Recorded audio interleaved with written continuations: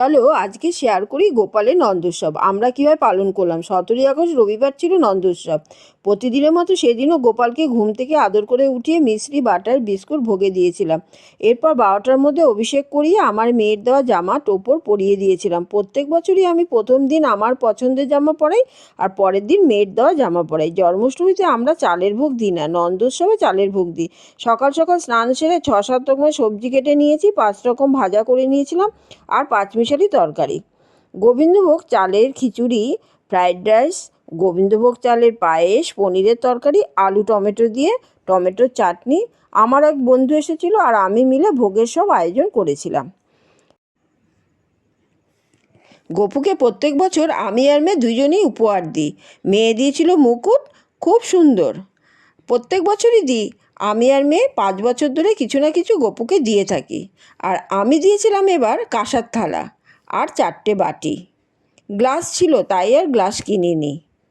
সেই নতুন থালাতেই গপুকে দিয়েছিলাম খিচুড়ি, 5 রকম ভাজা, গন্ধরাজ লেবু, আর বাটিতে ছিল 5 মিশালি তরকারি, পনিরের তরকারি, পায়েস, ক্ষীর আর বাকি অন্য অন্য ভোগও ছিল।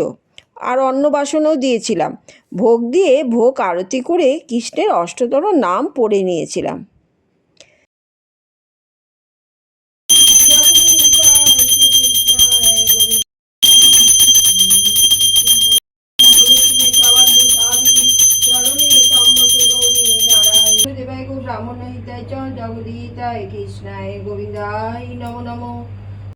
শেষে গপুকে খাইয়ে দিয়েছিলাম। খাইয়ে আমি প্রত্যেক দিনই দিই, যতবার ভোগ দিই ততবারই খাইয়ে দিই। এরপর একটা বাচ্চাকে গোপালের ভোগ দিলাম। ও খাবার পরেই আমরা ভোগ প্রসাদ নিলাম। এরপর উপোস ভঙ্গ হলো। তার আগে ফল মিষ্টি খাওয়া যায়। আর রাত্রে খিচুড়ি, আলুর দম, চাটনি, পাঁপড়, বোঁদে আগে থেকে অর্ডার দিয়ে আনিয়েছিলাম। কন্টেনার করে 2 মেয়ে, আমার বোন, জামাই সবাই মিলে কন্টেনারকে প্যাক করে দিয়েছিল। এরপর সবাইকে আমরা সে প্রসাদ দিয়েছিলাম।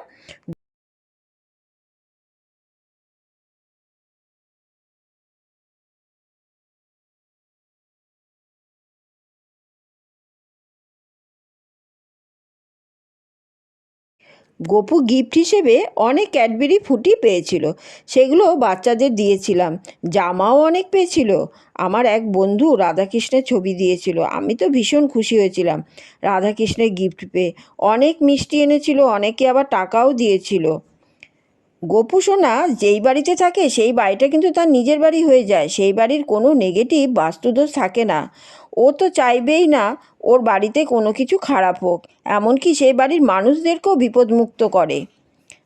শেষে আমরা নিজেরা ফটো তুলে এবছরে জন্মাষ্টমী শেষ করলাম।